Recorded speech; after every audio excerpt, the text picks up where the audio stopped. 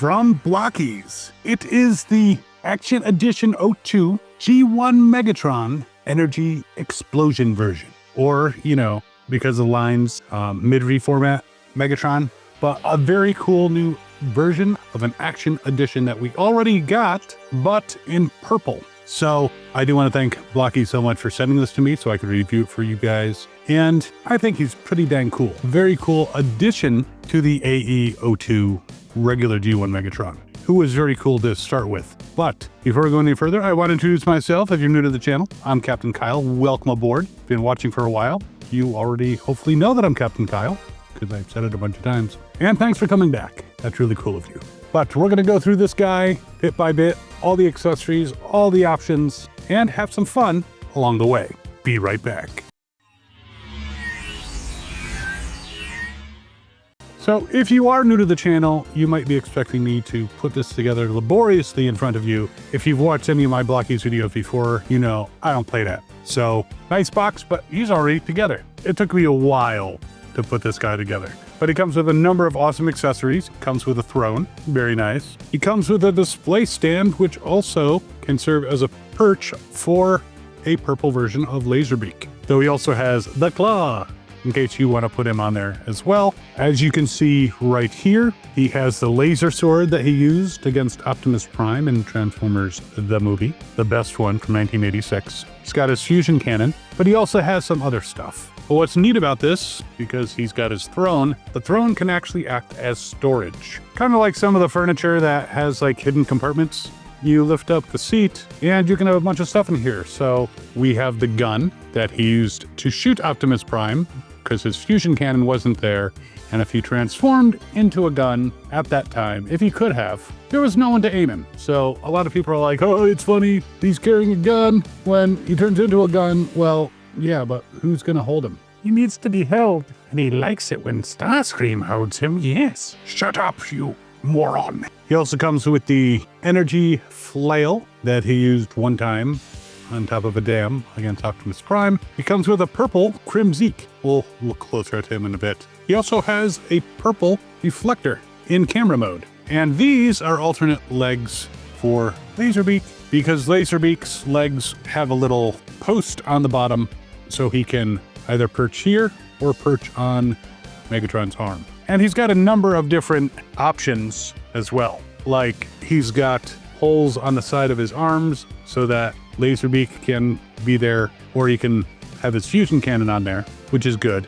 But there's also plates that you could put instead, which cover it up entirely. So I could remove this plate, put the other plate on, and he wouldn't have anywhere for Laserbeak to perch on securely. Could try insecurely, if you were insecure. But the one thing that the original Action Edition Megatron did not come with, what this one comes with, is a Shockwave complete with scope that can fit in his hand, and he can fire him just like any other gun, which is very cool. And we'll take more of a look at that in a little bit.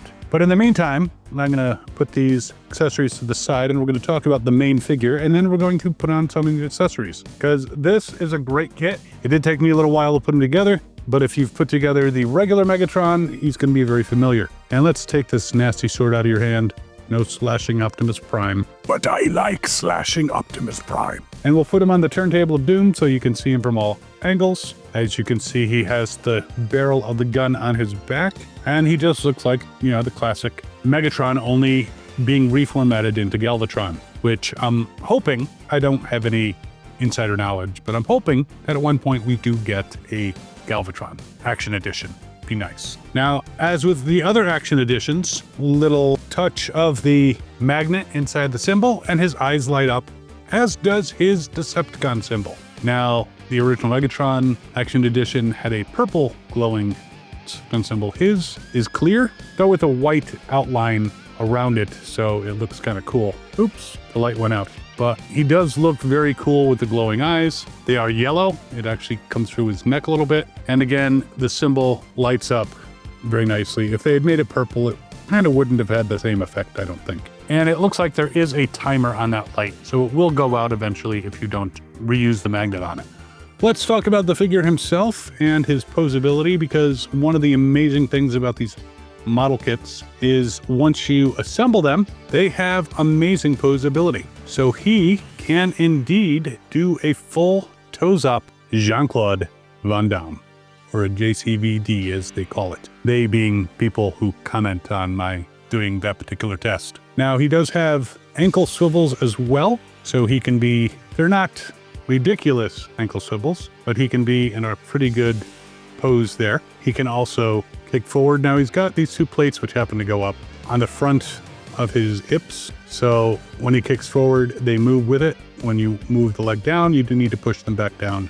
But he can kick forward. He can kick back, and he's got similar plates on his butt. So once you put the leg down, you got to put the butt plate down as well. He can do a side kick. If he does a split side kick, he can go really high, kick someone right in the face, maybe even jet fire. As far as twisting at the waist, he does, but I did that and it popped off one of his side panels, his hip side panels. They pop right back on. These are model kits, which means if something pops off, you can generally put it back on. If you hit it with a ball peen hammer, not recommended. Might have a little more difficulty. You know, you might need glue. So yes, things occasionally can pop off, but you can consider it battle damage, and then, you know, the Constructicon can reconstruct him, or he can get Botox. I do want to mention, speaking of Botox, his face. There are alternate versions of his face. I chose the maniacal version of his face where he's like, "I, Megatron, will destroy you all. Haha, I'm in a good mood. Your destruction is nigh. The science guy." But so yes, I chose the maniacal version, but there are other silver versions of his face. There's also purple versions of his face. I thought it was a nice contrast to use a silver version. That's just me. But you can use whatever version you'd like. His arms can go all the way around, which is very nice. He can bend at the elbow, even more than 90 degrees. He does have a swivel. His arms can't really go off to the side all that much, unfortunately. So that is a slight minus, but again, it's a model kit and he looks damn good. His hands, lots of stuff to say about his hands. First of all, his fists do twist, and his fingers are individually articulated, as well as his thumb actually has articulation in the thumb. When you are assembling this, you want to make sure that you have the fingers pointed the correct way. Otherwise, you won't be able to, you'll try to bend the fingers and you could potentially break them. You don't want to do that, obviously.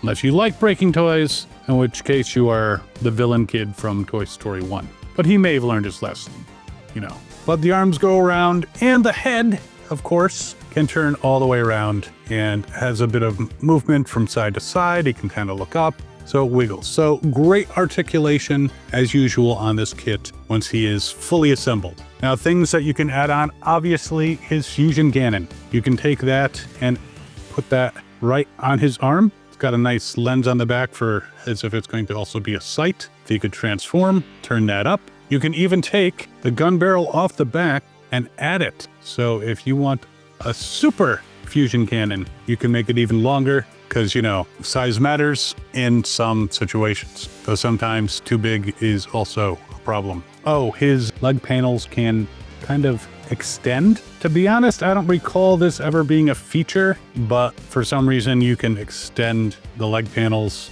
like so. I don't know why, but it's a feature. Now, as I also mentioned, Laserbeak is a companion and has a little post on the bottom, and I have decided to leave that hole open so he can land on his arm and he can say, "Greetings, Laserbeak.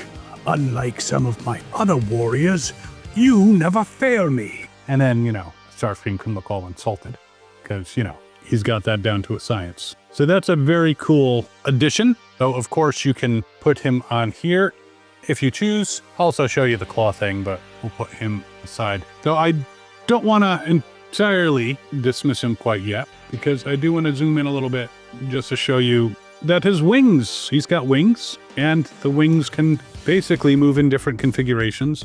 The head can also move down and up. So it's pretty cool. Now, obviously, Laserbeak was not reformatted. And by the way, the head can also, you can move the head like so, as well as the neck down. But though he was not reformatted, this could be, you know, a different bird. Purple bird brain. I don't know. Purple rain. Yes. Now, before we get into his other weaponry, I'm going to zoom in a little further even, just to quickly show, there's Reflector, looks like a camera, and he's all in purple. Again, he was not even in the movie. I think they wanted too much money. His agent was just being unreasonable, and they're like, you know, back with that, we are not having Reflector in the movie. In fact, he kind of got partway through like season 1, and I don't even know that he was a lot in season 2 of Transformers because, you know, you just chose the wrong agent, dude. But here he is in all his purple glory. I'm hoping he's getting some kind of likeness royalty. You know, actors gotta eat. We've already taken a look at Laserbeak, but let's take a look at Shockwave. At Shockwave, he does actually have the rubber attachment, just like the toy, and just like, you know, it showed in the show that he had some kind of feed going into his arm/cannon. And the only other thing that you can do is you can move the sight up and down. He is clear, but it's pretty densely packed, so he just pretty much looks like Shockwave. He's got the silver things here that basically are from like the toy as well, where you'd fold this part up. Now, I had a thought, and I don't know if it's gonna work. I broke out my Blokees Bruticus, and unfortunately he doesn't seem to have a hand that can hold Shockwave. But if you were to take a Megatron hand, I am curious. I don't know that it's gonna fit, but I'm willing to take a gander at it. Unfortunately, the post here is too thick to go into the Defender class Bruticus's arm, so he can't hold Shockwave. If someone comes up with a 3D printed hand with a small, this size attachment, but with the ability to hold this gun, that would be super cool. Just throwing that out there. And he's got a lens in here, so you can't put him really on here to like launch him into space. It just doesn't work. Oh well. But thanks for the guest appearance, Bruticus. We tried. So kind of like the Masterpiece ones, his hands have little slots that allow you to attach the weapons. So you can actually attach Shockwave in gun mode to Megatron's hand. And he can wrap his fingers around the handle. He can bring up the sight. Might be a little overkill with the fusion cannon and Shockwave, but since when is that concerned Megatron? Oh, I almost forgot. Let's take Shockwave away. So again, he's very cool. His fusion cannon, if you pull on the back, it actually kind of opens up. So pushing it forward and back makes it open and close. And if you're looking at this motion and getting any sick thoughts, then shut up, Logan. But yes, you can open it up as if he is doing a much more powerful fusion cannon blast and then close it back up again. I've never really seen that in the show, but it's kind of a nice little extra ability. I am going to take off his fusion cannon though, because the next couple things that go into his hands, he generally would not choose over the fusion cannon. Like the sword, which, like Shockwave, has the little slot that you can plug into his hand and he can slash Optimus Prime. Now, what I like about this sword as opposed to some of the other ones that have come out, a lot of those look much shorter. I like the length. Shut up, Logan. This sword has a better length. I can't think of another word. A lot of them are kind of stubby, so I do like this sword quite a bit. Of course, you get this sword with Megatron as well, and I am like breaking his pinky here, so let me move that back into place. The one thing about his very articulated fingers is it's easy to move one or more of them out of place and make it look very uncomfortable for him. But very cool that we have the sword. We also have the gun that he grabbed and Hot Rod tried to stop him, which was a mistake because Optimus could have blasted him were Hot Rod not in the way. Though, to be fair, in that movie, Optimus could, as soon as Megatron grabbed the gun and turned to face Hot Rod, Optimus could have taken the shot before Hot Rod even impacted against Megatron, if he had fast enough reactions. Also, like when Galvatron later on basically takes care of Starscream, he transforms and then he takes so long aiming that I had to do a short where Starscream just fired and, you know, it wasn't quite so easy for Galvatron. But it's a very cool gun, matches the one from that particular scene. I don't know whose gun it is. It would have been interesting if they had matched it to some other Autobots or Decepticons gun, rather than it just being a generic gun that was just sitting there for him to grab. Though it would have been kind of hilarious if he had grabbed a gun and fired it at Optimus and it was like a black beam gun, you know, just something that wasn't deadly. Of course, if it was a black beam gun, then Optimus couldn't see and then he'd rush forward. But if he had Hot Rod like that and then he's like, "Why aren't you falling?" You know, he might have hesitated long enough for the black beam effect to dissipate. Who knows? That's just speculation on my part. Now, you're probably wondering about a certain little guy that I haven't gone over yet. We will get there. I just wanted to show Megatron can sit on his throne, and you can even take the fusion cannon and attach it to the back for storage so he can be all unencumbered. Looking at the other weapons, nothing else seems to really go in there. But another weapon he might use, if he is unable to use his fusion cannon, is of course the energy flail. But you need to remove the hand and attach it like so. And it does bend in multiple directions, so you can actually have it as if he's about to strike Optimus Prime with it, and it's just like about to hit but not fully extended. Of course you can fully extend it. Shut up, Logan. But it's a pretty cool additional weapon, a nice homage to one episode during the original Transformers miniseries More Than Meets the Eye, which actually ended with them going back to Cybertron, but they never did. So I also just want to show, if you so choose, you can attach the claw to Megatron, which is interesting because there are actually posts on the platform that it looks like his feet can plug into anyway. So why you would need the claw, I don't know, but you can still put it kind of around his waist and keep him very sturdy. So when you spin him around, he doesn't fall over. And of course you can use that and make his eyes glow. So a very cool version of the Action Edition 02. But the one last thing I want to talk about is this old guy, Kremzeek. Now the very last episode, and I'm zooming way in on him so you can hopefully see him somewhat clearly. There we go. It's sometimes a little hard with this camera to get very small figures to look as sharp as they should. But the last episode of season 2, I believe, was Kremzeek. You can correct me if I'm wrong. And they had so much trouble containing Kremzeek until they finally apparently destroyed him when he became Super Kremzeek or Godzilla Kremzeek. But then one little Kremzeek appeared and they started chasing him again. Presumably, though we don't see it, they catch up and neutralize this new Kremzeek, capture him, dissipate him, whatever the case might be. Instead of the movie in season 3 that we got, imagine a ragtag, harried-looking group of both Autobots and Decepticons are hiding in a cave somewhere. They're afraid to venture out. They're afraid to make transmissions because they might be detected. The world has been overrun by Kremzeeks. Just started to multiply again, got into maybe a nuclear reactor, got so much energy that he poofed all over the place, destroyed all kinds of modern electronics, terrorized humans, derailed trains, crashed planes. You know, the world is in a post-apocalyptic state because Kremzeek was the apocalypse.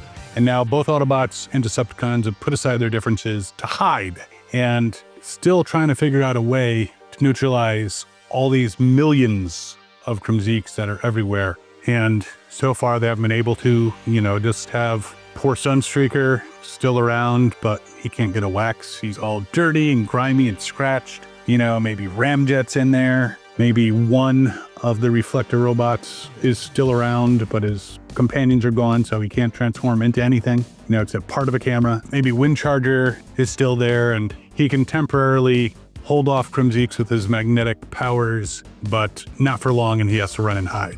Just a mix of all the different Autobots and Decepticons. And there's little groups hiding everywhere, and humans are, basically back to going to live with the Amish. The Amish were totally unaffected by most of this, other than satellites maybe falling from the sky. But that would be an amazingly interesting storyline if you all know that Megatron created Kremzeek. And I just think it'd be cool. I don't know. I hope you enjoyed that little flight of fancy. If you didn't, I'm sorry.